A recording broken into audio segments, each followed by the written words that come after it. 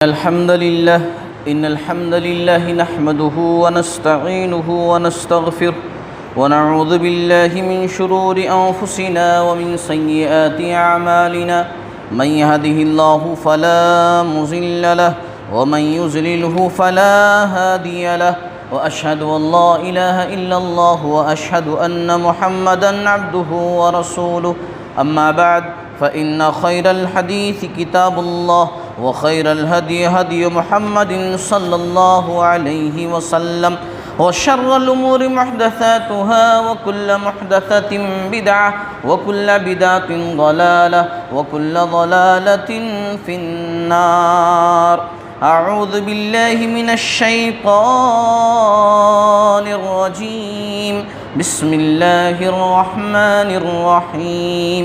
يا أيها الإنسان إنك كادح إلى ربك كدحا فملاقيه رب اشرح لي صدري ويسر لي أمري واحلل عقدة من لساني يفقهوا قولي رب زدني علما رب زدني علما رب زدني علما. محترم و مکرم سامعین کرام، دینی و اسلامی بھائیوں، بزرگوں اور دوستوں، سب سے پہلے اللہ رب العالمین کی تعریف ہو جو ہر قسم کی تعریف کے لائق ہے.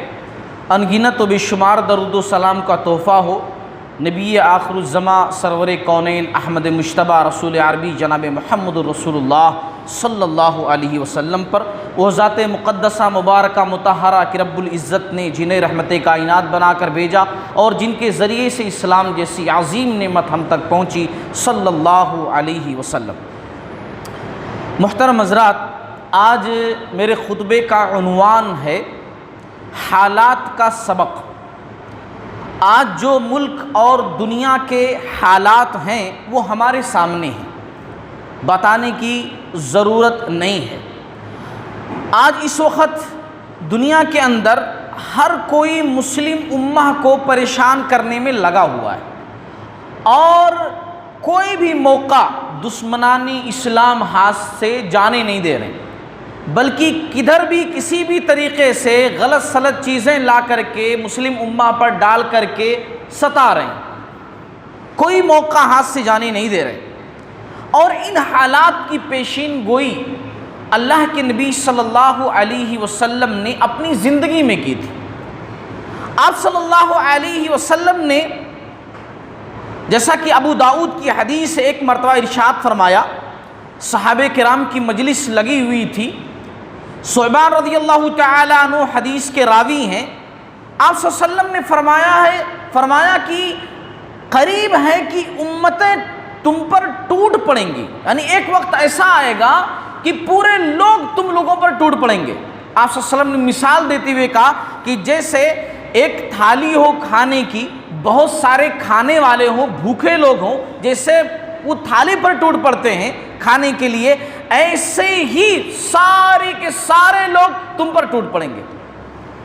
صحابہ کرام نے سوال کیا، کیونکہ ظاہر سی بات ہے صحابہ کرام کے پاس بہترین ایمان تھا، اللہ اس کے رسول کے ایک اشارے پر سب کچھ کرنے کے لیے تیار رہتے تھے، اسلام کے عروج کا دور تھا، اور ایسے عالم میں رسول اللہ صلی اللہ علیہ وسلم جب اس قسم کی بات کیے تو صحابہ کرام نے پوچھا کہ اللہ کے رسول صلی اللہ علیہ وسلم کیا جب ایسا ہوگا کہ سارے لوگ ہم پر ٹوٹ پڑیں گے، کیا اس وقت ہماری تعداد کم ہوگی، ہم قلیل تعداد میں ہوں گے؟ اللہ کے نبی صلی اللہ علیہ وسلم نے فرمایا کہ نہیں، بلکہ تم کثیر تعداد میں ہوں گے، زیادہ تعداد میں ہوں گے.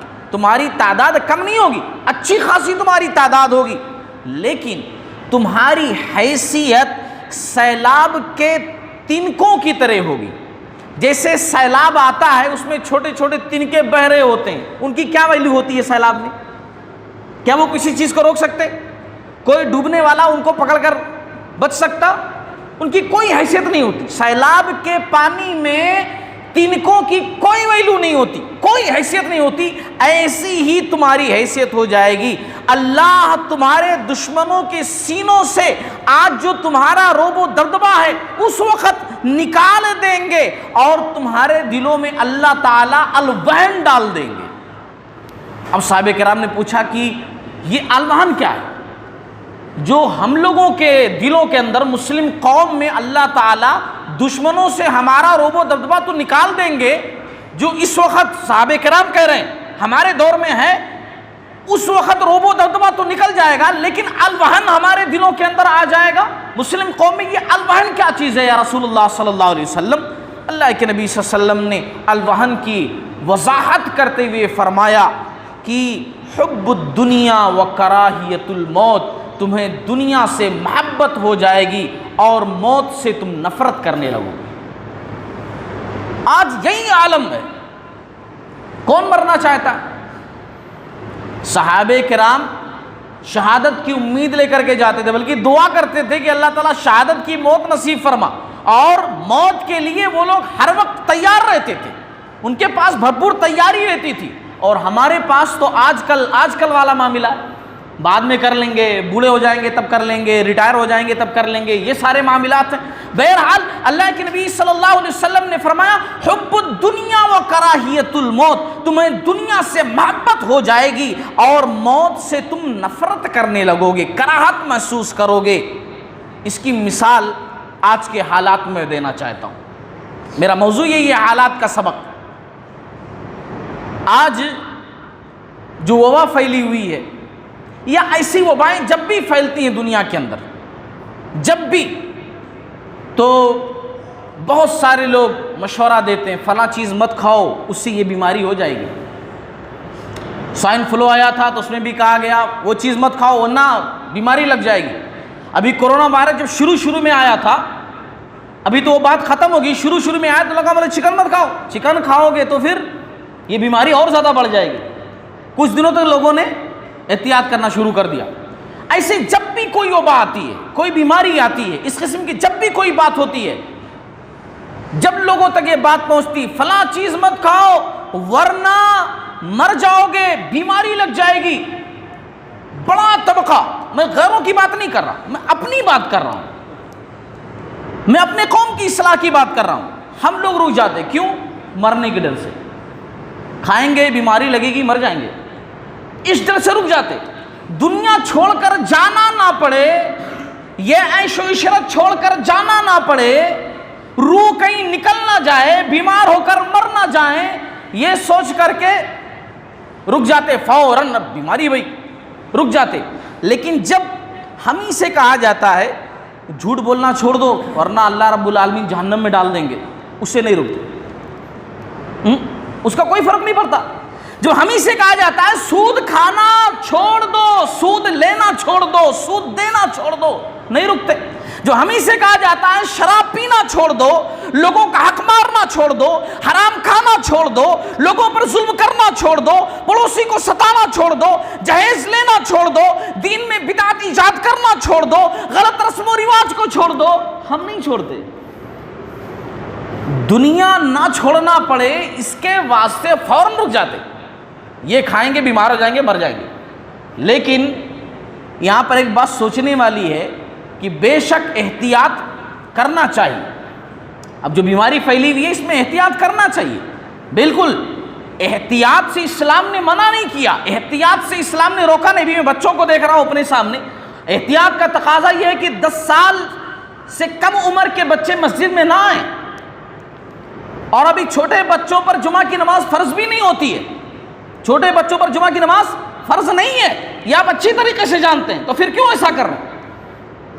احتیاط کو لازم پکڑیے، احتیاط کو لازم پکڑیے۔ بہرحال میں کہنا کیا چاہتا تھا کہ احتیاط کو لازم پکڑنا ہے، احتیاط کرنا ہے، لیکن موت و زندگی پھر بھی اللہ تعالیٰ کے ہاتھ میں، اللہ تعالیٰ چاہے گا تبھی وہ چیز آئے گی، اللہ نہیں چاہے گا تو نہیں آئے گی، یہ بات تو ہم سب مانتے ہیں۔ لیکن جب قرآن و حدیث میں کہہ دیا گیا کہ جھوٹ بولو گے تو یہ سزا ملے گی، حرام کھاؤ گے تو یہ سزا ملے گی، اس میں کوئی شک والی بات ہے؟ اس چیز کو نہیں مانتے مگر اس چیز کو مانتے، جو چیز یہ مان سکتے ہیں ہو سکتا نہیں بھی ہو سکتا اس کو فوراً رک جاتے، لیکن جو چیز بالکل ایک دم 100% صحیح ہے اس پر عمل نہیں کرتے۔ یہ ہمارا اور آپ سب کا معاملہ ہے۔ کیا اللہ کا عذاب ہمارے لیے بہت ہلکا ہو گیا ہے. ہم نے ہلکا سمجھ لیا اللہ کے عذاب کو, معمولی سمجھ لیا اللہ کے عذاب کو, دنیا کی چیزوں سے رک جاتے. مگر جو بات کہی جاتی ہے کہ جہنم میں جاؤ گے, فلاں فلاں گناہ مت کرو, فلاں غلط کام مت کرو, وہ شوق سے کرتے ہیں, اس کا کوئی اثر ہمارے اوپر نہیں پڑتا. ایک حدیث میں اس موقع پر آپ لوگوں کو سنانا چاہتا ہوں, صحیح بخاری کتاب التعبیر کی حدیث مفہوم میں سمجھا رہا ہوں, مفہوم سنا رہا ہوں, لمبی حدیث ہے. اگر کسی کو پوری حدیث سننی ہو, پوری حدیث پڑھنی ہو, پوری حدیث جاننی ہو تو وہ صحیح بخاری کتاب التعبیر حدیث نمبر 7047 جا کر کے پڑھ لے, پوری حدیث وہاں پر مل جائے گی. میں مختصراً اپنے موضوع کے حساب سے چند باتیں اس میں سے بیان کر رہا ہوں. اللہ کے نبی صلی اللہ علیہ وسلم نے ایک مرتبہ لوگوں کے سامنے, صحابہ کے سامنے اپنا خواب بیان کیا. نبی کا خواب جو ہوتا ہے وحی ہوتا ہے, وحی. ہم جیسا خواب دیکھ لیتے ویسا نبی کا خواب نہیں ہوتا. نبی کا خواب کا مطلب اللہ تعالیٰ کی طرف سے میسج, اللہ تعالیٰ کی طرف سے پیغام. آپ صلی اللہ علیہ وسلم نے فجر کی نماز کے بعد صحابہ کے سامنے یہ بات رکھی کہ اللہ رب العالمین نے مجھے جہنم کی چند جھلکیاں دکھائیں.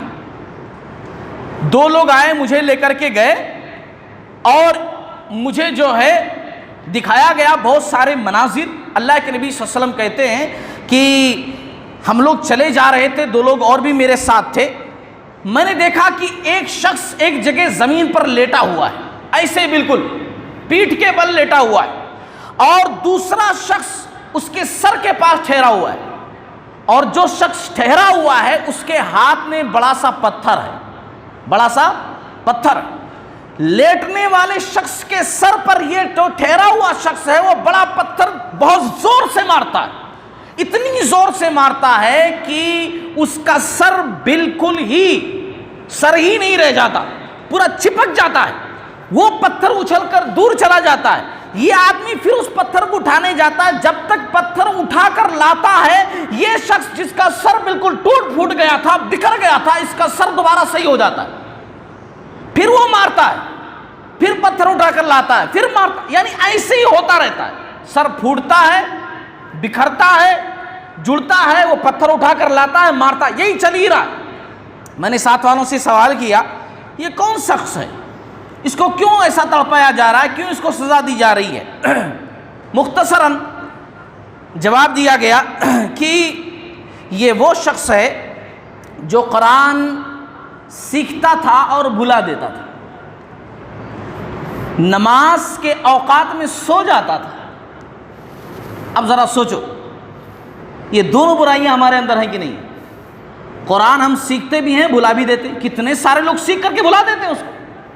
آج موقع ہے, سیکھ لیے, کل بھلا دیے اس کو. نماز کوئی بات نہیں, قضا کر لیں گے, ہمارا اور آپ کا عام معمول ہے.